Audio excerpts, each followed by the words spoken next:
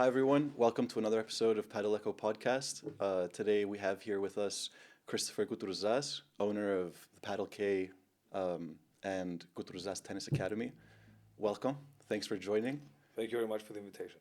I just want to say the first time I saw you, my first impression was like, who is this guy? It was at finals at Spazio, and you were playing out of your mind. You were playing with Dean, I think, on your side. Yeah, Dean's my partner. Yeah, And it was by luck one of my best performances. I think. No, that was insane. I was so happy I got to witness that. And I still don't know if I'll ever see you in a tournament match, like playing on the other side of the net, but it'll be cool one day, hopefully. Hopefully, Yeah. I'm not that good, but I try at least. I don't train as much, but I really enjoy playing. You have like a pretty in-depth background in racket sports. And am I mistaken in saying it didn't start with tennis? It started with something else? No, I used to play tennis from a young age. I started around 7. Mm-hmm. I used to play until the age of around 25. I was actually playing the Cyprus circuit. I was always number one until the age of 18 when we played. I played a few Davis Cups, and then from there I started playing beach tennis around 2009, which was actually growing rapidly abroad. And then I took the beach tennis a bit more professionally. We used to travel a bit more, other than the European Championships and the World Championships. We used to travel and to try and keep our ranking abroad. But then slowly that started to go a bit more down, I would say, generally in Cyprus. What was your ranking? In beach tennis, Yeah. I reached 33 in the world. That was my highest ranking in 2009, I would say, 9 Whoa. or 10. Okay, yeah, that's quite an accolade to have. Yeah. And then, but you traveled as well for Davis Cups, right? Yeah, well, I traveled for tennis. I used to play tournaments abroad, not as much. Fortunately, we were not so stable economically to be able to travel abroad a lot. When we had the chance, we could, but not like a professional tennis player to travel like 10 tournaments a year. That would be wild. No, never know. I mean, if I had the chance, I would do it. No one knew if I would ever succeed. I mean, it's not you go to try, but the amount of tennis I could say that I played and the level I reached for the Cyprus standards, I would say, and I'm very happy the where I reached. Yeah, no, I think both tennis and beach tennis that you've had are like pretty high achievements. Yeah. And then obviously paddle, it's still growing. What got you into the sport when you first started? Like, Basically, I really enjoy racket sports, I would say. I was never a football guy or I think that's a pretty obvious, yeah. volleyball player. I always liked racket sports. So I think paddle started to take over. But in the beginning, I was actually denying to play. Dean was telling me like a couple of years ago, let's go and play. He made some courts, Aphrodite Hills and that. And they used to go and play, but I was... Those were the first ones. I was never around.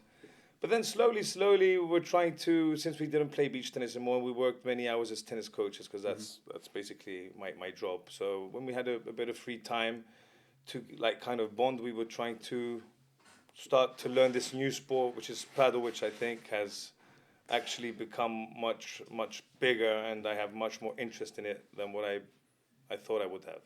Yeah, like you start trying to play and shots are coming out weird. Yeah. It's not as the same way as tennis, unfortunately, because I like playing aggressive, which in paddle is a disadvantage. So slowly, I think a year later than what I started, I'm starting to play a bit more slow now. Hopefully, Start seeing makes it wins. more difficult for the opponents, I would say. I don't know. Sometimes I'm curious to see like what would it be like having strings in a paddle court and just ripping spin down the line. Yeah, it would be no exchanges. I would say like 1-2 shots per point. Yeah. I want to know, like, going from competing for all those years in different racket sports, when did you think to yourself, like, okay, now's the time I'm going to start coaching? And what kind of led to that? Well, I started coaching tennis at the age of 18. I used to, when I used to be active in Davis Cup, I went to the army of athletes in Nicosia 2005 until 2007. And I started coaching at the Cyprus Tennis Federation at the national team. Basically, I was the assistant of the national coach back then, which was Yanos Hadjioriou, who was my coach. And from there on, after I finished the army 2007, I had an offer to go to Famagusta Tennis Club as a coach. And back then we needed money. I mean, we didn't have any other source of income. So that's all I knew and know how to do, is to hold a racket and to be able to teach and to coach different levels and kids. So I went to Famagusta 2007, and then from there I just continued my coaching career, and I built actually a few good players in the past 15 years that I'm a coach. What kind of habits do you have as a coach? And I'm asking this question from when I played tennis somewhat competitively in high school, and I had a coach. He was like this 2 meter tall German guy, Igor Schoenfeld. Shout out if you're watching this for whatever reason. That would be amazing. Yeah, say hi. Yeah. And he would sing a song, and at the same time walk around the courts. And whenever someone would make a mistake too many times that we've like trained not to do, he would stop the song, and everyone would be like, "Oh God, someone's gonna get hit," and he would launch a ball at the person making the mistake. And it was kind of like a way to keep us on our toes. Yeah. Do you have any habits like that with your students? No, listen, it depends. Many times we used to put music on. It depends on the group and how competitive they are. In general, I was a very strict coach, and I still am. And starting from the age of 20, I would say, when I started, maybe also I did some mistakes. I was maybe too strict in the beginning. And then I was too friendly with my students, which was another disadvantage. And then it took me actually many years to be able to have both things, both friendship with your players and in the meantime respect you as a coach. It took me actually some time. And now I believe the past years I have very, very good chemistry with my students. That's awesome. It's tough to manage with like so many different kind of personalities all aimed at the same goal. Yeah. Yeah, that's huge though. What kind of do you apply the same approach to the paddle clubs, like the coaches that are there? Do you try and instill any sort of Well, the paddle principle? club, I have several coaches who come out and make some lessons there. I would say it's not my own academy in paddle. I don't have my full-time coaches that work for the Paddle K, and then they're gonna follow my program or my instructions. They come there and they make their own lessons with an agreement on the court. So, for me, the most important thing is for my coaches to make the clients be happy and to make them come back again. And I think we're on a very good track with the results that I see and with the demand that there is for my coaches. But as Christopher, I would say that I never told them how to make a lesson, or I'll never correct my coaches from outside. I never interfere in the lessons. Okay, yeah. I trust them, and that's why I have them there. I guess, yeah, that's like a good way to show your trust to people like working with you to build not only like customers but a community as well, right? Yeah. Yeah. And I think it's such a big journey coming from playing tennis from a young age to beach tennis and then paddle.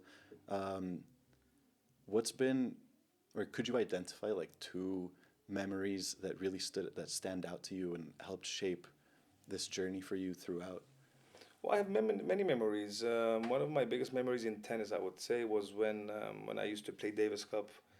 When Marcos Baghdatis back then was he reached the final of Australian Open, and I remember that. he was top 10 in the world. And I remember we used to travel abroad together, and it was like Baghdatis. We need a picture. You know, it was actually too big, I would say, even for Marcos to control it. I mean, he was also, you know, kind of shocked of how famous he became, you know, with hard work, of course. Of course. That's a very, very big memory I have. Mostly in tennis, my memories I have. I would say with the Davis Cup team and the Davis Cup bond, and we were losing 2-0 from Bulgaria, and we came back 3-2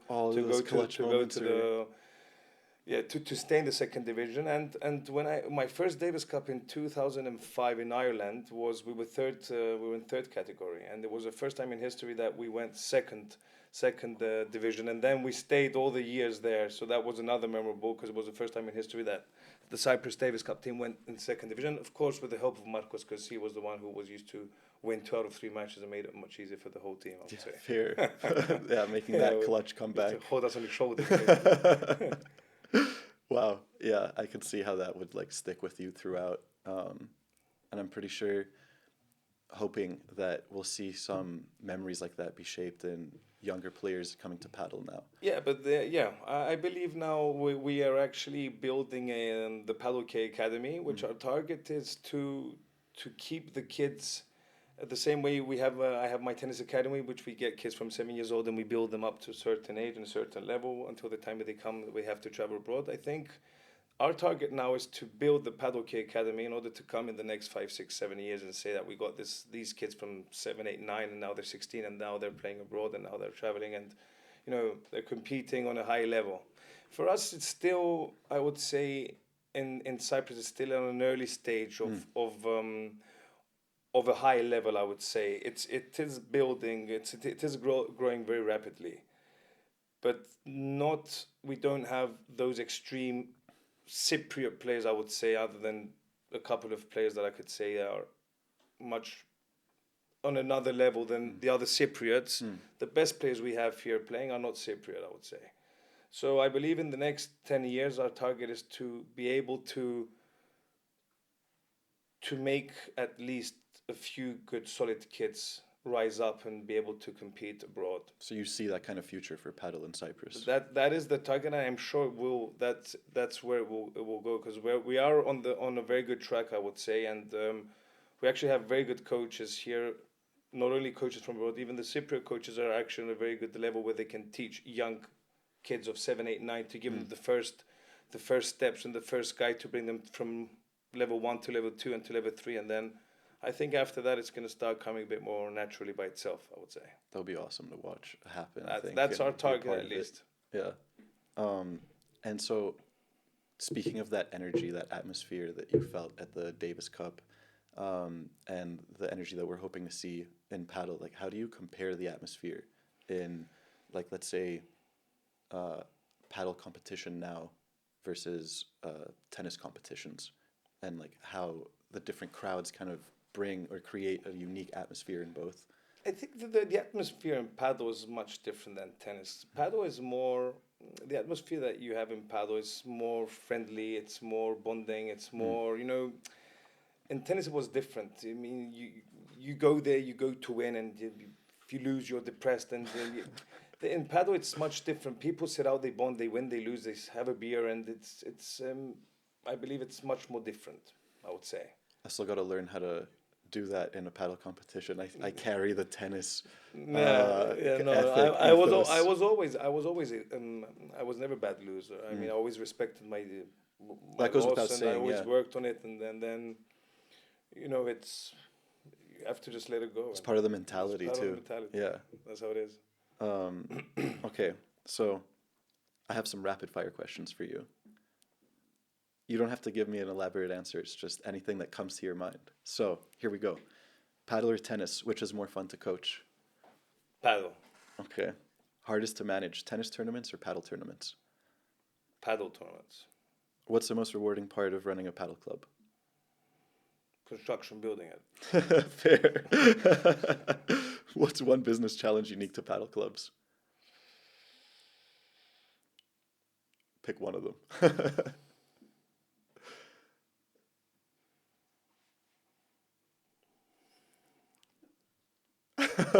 You want to skip? You got an answer for that one? All right, we'll skip that one. What's the best part about the paddle community in Cyprus? The friendship that bonds, we'll say.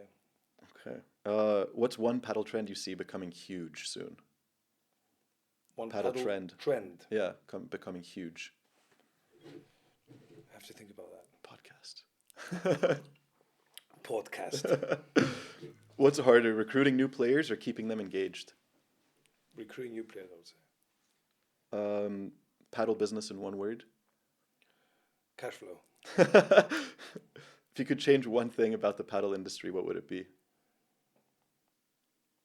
Cyprus mentality. And one piece of advice you wish you had when starting your paddle club.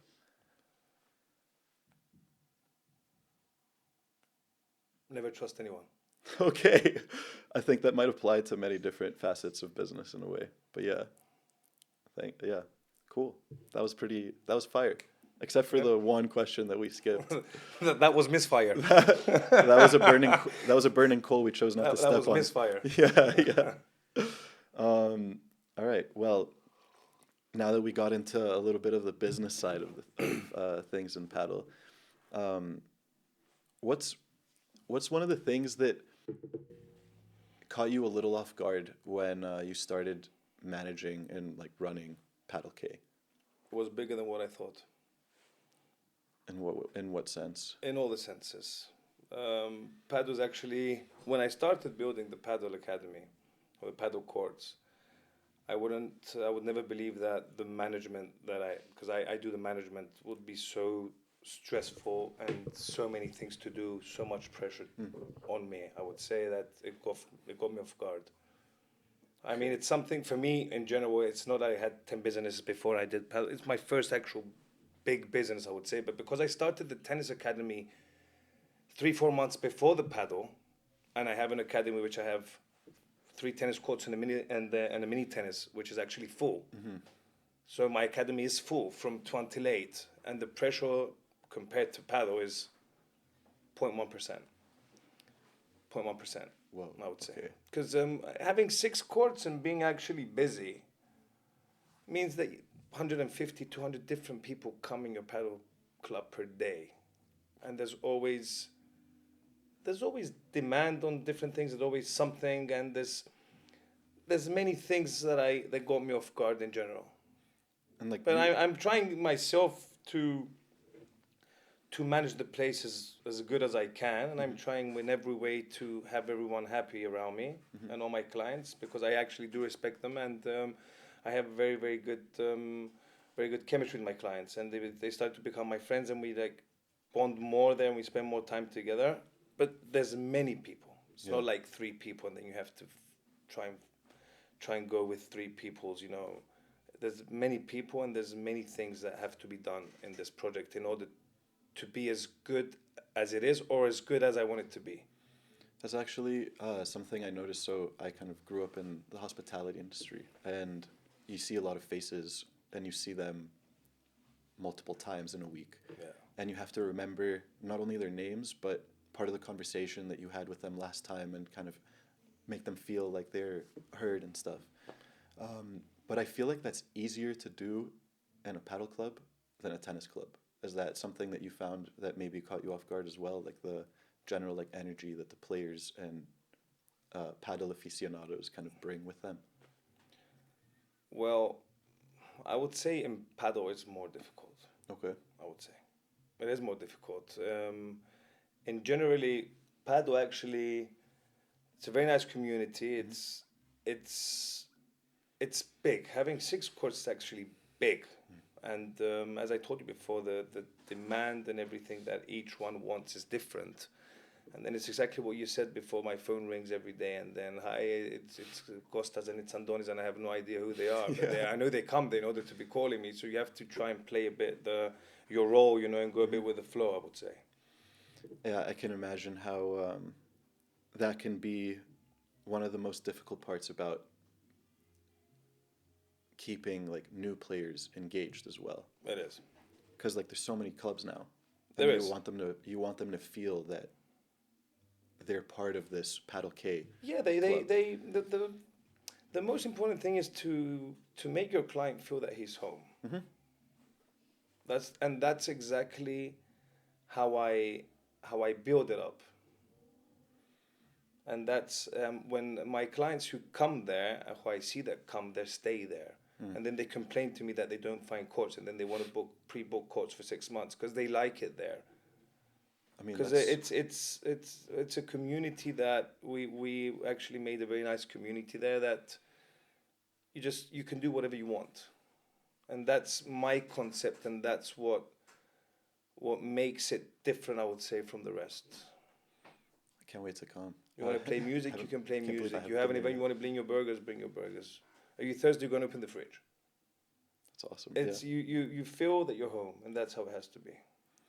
And so, seeing many new players come in, and also having the background of 3 racket sports now, do you like obviously the accessibility of paddle, not the accessibility, the barrier of entry, let's say, to step into the court, racket maybe for the first time, hit a ball around, like that's part of the appeal, right? Like that's part of the appeal why many new people come in to try the sport. Many people come in to try the sport, and many people actually, I would say, find it easier than tennis. Tennis, I will tell you, tennis for me is a very difficult sport. So if you put on a tennis court someone who never played tennis, he won't enjoy it. It's a very big court. You're alone. You won't enjoy it. Whereas in paddle, it's not only it's much more interesting, but it's much more easy.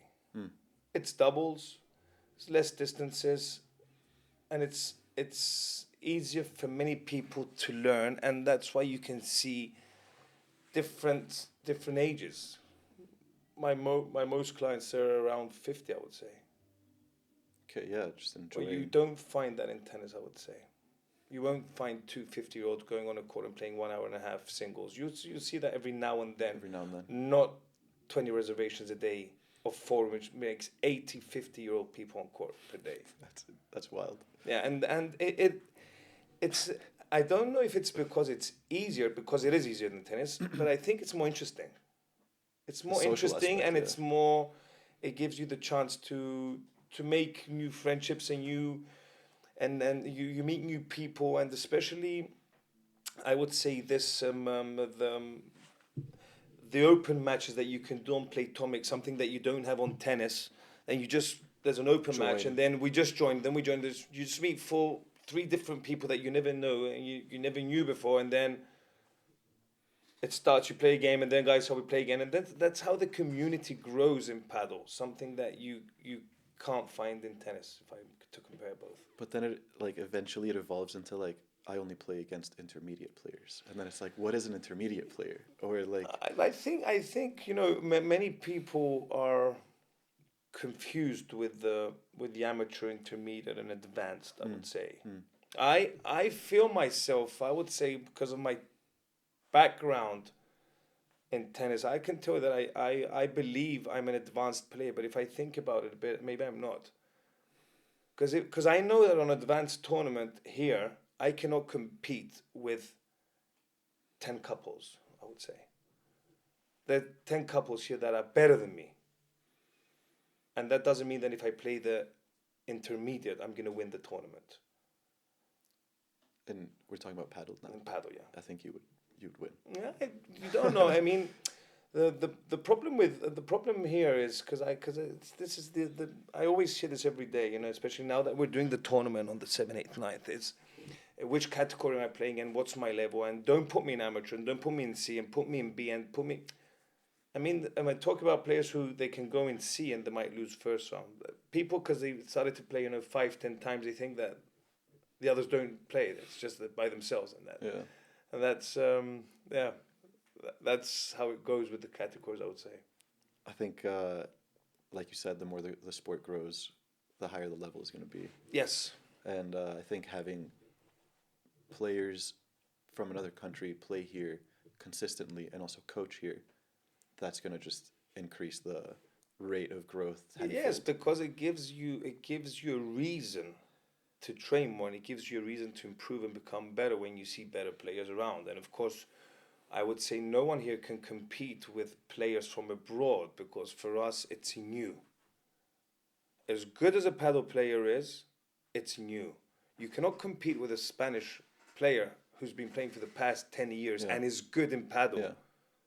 With you being good in Cyprus. It's 2 different speeds. Yeah. It's 2 different levels. Because I remember I saw in a tournament in Limassol, I saw this David Antolin. Antolin, yeah. I sat outside and I was shocked. Yeah. I said no. I mean, it's like he's cheating. It's like I put someone who doesn't play tennis in a tennis court. It was exactly the same. And then you see that like David, who's played on a top level. You know, there's better players than David. I mean, you can imagine how high the level is. Yeah. So we're still nowhere. We're still building it. No. Yeah, but playing against those players Playing like it. David and Mark, and Keem, I mean that raises the level. Yes, it is. We have very good players, and also Petros with Sergis is a very good. Yeah, no, of Petros and course. Sergis is a very good team. I would say they're very solid. Cyprus-born players are like Yeah. their level is increasing because they're playing against Yes, players of they are. Yes, just the because they're whole playing other world. against good players. Yeah. Whereas if we didn't have these players from abroad, I would say their level would just stay there, because they don't have better players to play with. Yeah, So having players from abroad coming here, not only coaching, but in the meantime playing the tournaments here, gives them more motivation, I would say, to improve. and I guess that's like another bonus of having basically full courts at Paddle K. There's always people, hopefully playing against new players. Yeah, And they Padel get K, to 6 courts, not 4. Well, no, I meant like having full courts. not yeah. Full courts. Yeah, having Yeah. full courts Yeah. of like players just rotating, hopefully playing against different opponents each time. Like they get to. Yeah, but that's how it is. experiment and experience Everyone different helps. One helps the other to improve. Yeah. Basically. I would say though, in order to play on a good level in paddle, you have to have chemistry with your partner, and not change partners all the time. Yeah, we see that every tournament though. Here. Yes, Yeah. but yes, but they divide it into two in paddle. You see, one says I play on the right, and one says I play on the left. So then, if you know you're playing on the right, on the left, then it's easier, to combine. But in order to have good chemistry, I would say with your partner, is not only if you're playing on the right or on the left. Gotta have a couple beers. It's to play with him a few tournaments, I would say. Also Same goes in tennis. Also have a couple beers, like know who's on your side on the Yeah, court, right? exactly. Yeah, get to know them better. Exactly. So, speaking of having beers, like you can chill at Paddle K after you play, and I think every club aspires to offer kind of that, or facilitate that social aspect, and I think that's been something really important in all the clubs. But out of everything that you kind of experienced so far with Paddle K, what's some advice you would give to someone that's planning on building a paddle club here, and especially like in a market where Cyprus where like, it's growing, it's still growing, as you said, it's super early still. I would say I would actually say, if I was to build my courts again, I would close the 3 courts that I'm starting next week to close. I would close them from the beginning. I would close them from the beginning. It's tough to commit to that from the start though, isn't it? Well, you go big or you go home, I would say. Yeah, think I agree with you. I'm wholeheartedly you there should do it with from you. the beginning. Yeah. That was my mistake. I admit my mistake. I should close my courts from the beginning. I've been saying that. Not all since- my courts. Not all of them. You I'm want not- some of I'm them not- to be like I'm not- destination courts. I don't agree with closing all the courts, because we live in Cyprus and we have amazing weather, and you want to play outside. But you need, for me who has 6 courts, I would say 3 and 3 would be the best. Yeah, so at least people can play even in the rain. In the rain, in the heat, we have. Don't forget, when you go to May, June, July, August, we're talking about 40 degrees. Yeah. Anyone can come and play lunchtime when the court is closed. If you have ventilation, they can come play at 2 and 3 and 4. If you only have outside courts, outdoors, I mean, in June, July, August, I mean, I would say from 11 a.m. until like 5, 6 p.m., then you're just going to be seeing 6 lovely paddle courts empty, which is normal. I think it's harder playing in the heat in a paddle court than it is on a tennis court, because you're just encased in like glass and it's just Yeah, you're just in a greenhouse. also tennis court is difficult. Yeah, playing of in heat, course. especially on the hard courts, because the floor becomes very hot. Because Yeah. like 50 degrees, then Yeah. and there's a lot of movement on the tennis. Yeah. It's not carpet. There's a lot of movement and there's a lot of heat coming up. Yeah, it's merciless. And yeah, I think we need way more closed courts. Yeah, I've been arguing for that. I was so happy when I went to Wellpad and I was like, yay, closed courts. yeah, But then obviously there's other things that come with that.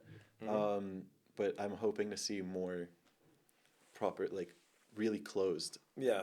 But I think that's going to come with more kind of projects coming to life There's more over the projects years? coming to life. There's more projects coming along. We actually do have very nice projects in Cyprus, I would say. And I'm not talking about the Padel K. We have very nice projects around, and I think what makes it better and what will make it better is when someone will come and invest his money to make a new project, he will try to make it better than mine. Same way I tried to make it better than others. So if you take it 5 years down the road, we're going to have Standards gonna be much way better higher. courts than ours, I would Yeah. say. Yeah, but Even then- though I'll try not to. yeah, no, like in those 5 years, I'll be upgrading you'll all be the time. continuing. Yeah, exactly. But yeah, to be honest, even when I ordered my 3 covered courts, I saw from other people who had covered courts few mistakes that they did, and then I came and I corrected it on mine. So in 2 years down the road, someone's going to see 2 mistakes on mine, which for sure there's going to be some things, and then they're going to fix it on theirs, and then it's like this, and I like it that it's like this, because only if someone, it's kind of, I would say, competition, yeah, then you know that the next project that's coming, in a way, is going to be like somewhere there or better than the previous one, which means at some point in the next 5 years, when the paddle in Cyprus is going to increase anyway, and I believe the demand is not going to remain the same, it's going to increase as well, then we're going to have actually very nice paddle projects here in order to host also tournaments from abroad. Because the target is not only to build kids to go abroad, the target is to have facilities to be able to host players from abroad, I would say. Yeah, there's like the purpose is multifaceted. Exactly.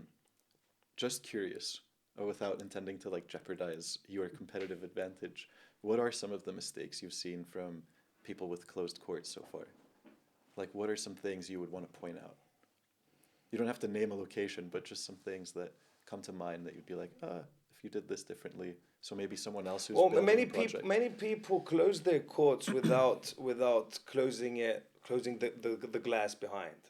So then from the sun, the reflection from the sun or from what's behind the glass doesn't help you to play.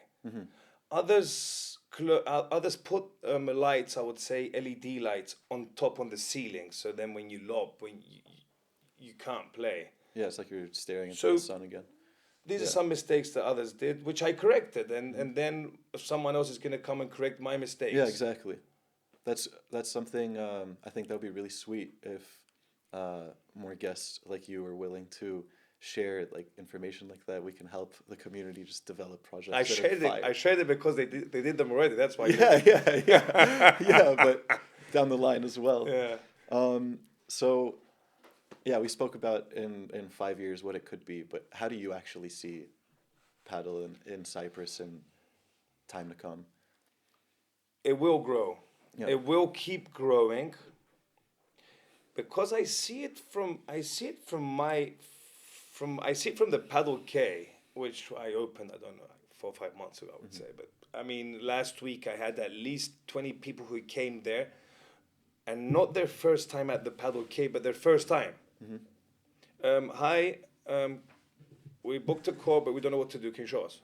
We never got a racket in our life. So you see that, yes, the courts are increasing in a way, but the demand is increasing as well. Yeah.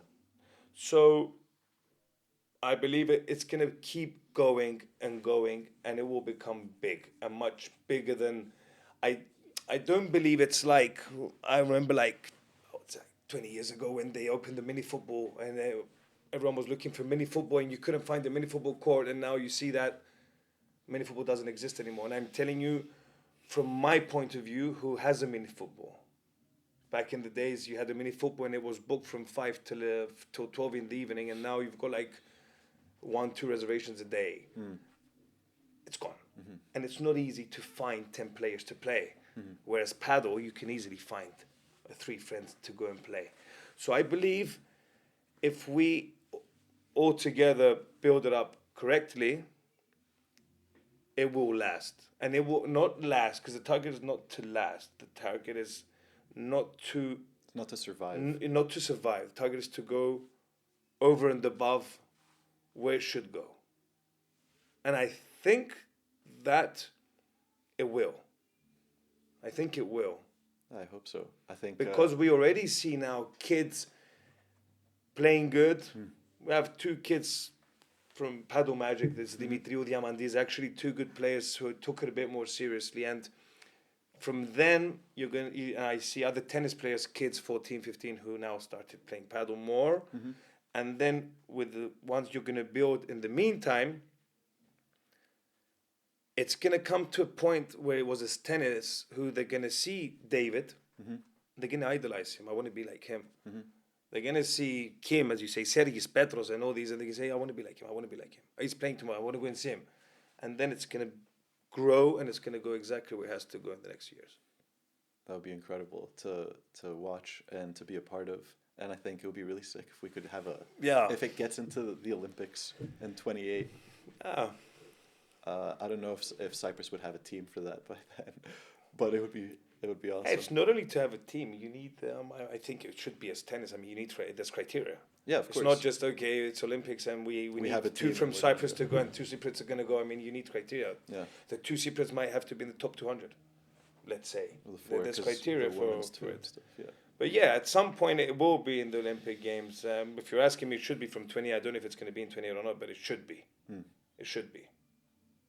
And I hope it doesn't stay. I'm going back to beach tennis, where we've been saying since 2004 and 2008 it's going to be in the Olympics in 2012 and 2016 and nothing. And but I don't think it's going there. I think it's much bigger than that.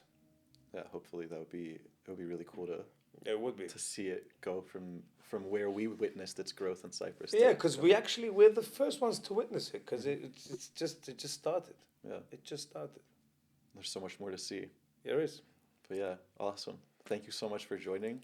I thank you for your time. It was a real pleasure. Hopefully we could see you on maybe in another episode in some time after you host a few more tournaments at the Padel K. Hopefully. Maybe you expand, you grow, and we get to talk about it here again. But yeah. I will try my best. It was a real pleasure, and best of luck with everything. Thank you very much. Cheers. Thanks. Cheers.